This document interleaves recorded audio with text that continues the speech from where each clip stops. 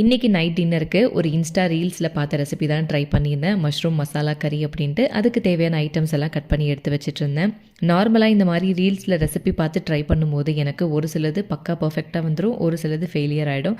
அந்த மாதிரி இதுவும் ட்ரை பண்ணி பார்க்கலான்னு பண்ணிகிட்டு இருந்தேன். ஒரு பேனில் கொஞ்சமாக நல்லெண்ணெய், 2 பச்சை மிளகா, ஒரு பெரிய சைஸ் வெங்காயம், ஒரு சின்ன தக்காளி சேர்த்து நல்லா வதங்குற அளவுக்கு சாட்டே பண்ணிக்கணும். இன்னொரு பக்கம் மஷ்ரூமை பெரிய பெரிய பீசஸாக வந்து கட் பண்ணி எடுத்து வச்சுக்கிட்டேன். நான் சமைக்கும் போது மோஸ்ட் ஆஃப் த டைம் என் கூட தான் துருவாக்குட்டி கிச்சனில் உட்காந்துருப்பான் மேலே.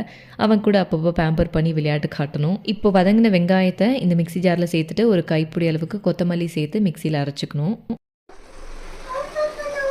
எதுக்கு சொல்ல ஓப்பன் பண்ணோம்? எது என்னது அது? சொக்கா இருக்கா? சக்கா வேணாமா? அது ஆய். இப்போ ஒரு பேனில் ஒரு டேபிள் ஸ்பூன் அளவுக்கு நெய் சேர்த்துட்டு அரைச்சி வச்சுருந்தேன் இந்த பேஸ்ட்டை போட்டு நல்லா சுண்டி வதங்குற அளவுக்கு விட்டதுக்கப்புறம் காரத்துக்கு ஒரு table spoon red chilli powder, கொஞ்சமாக கரம் மசாலா தூள், உப்பு போட்டு மிக்ஸ் பண்ணியிருக்கேன். ஒரு டேபிள் ஸ்பூன் தயிரும் வந்து ஆட் பண்ணியிருக்கேன்.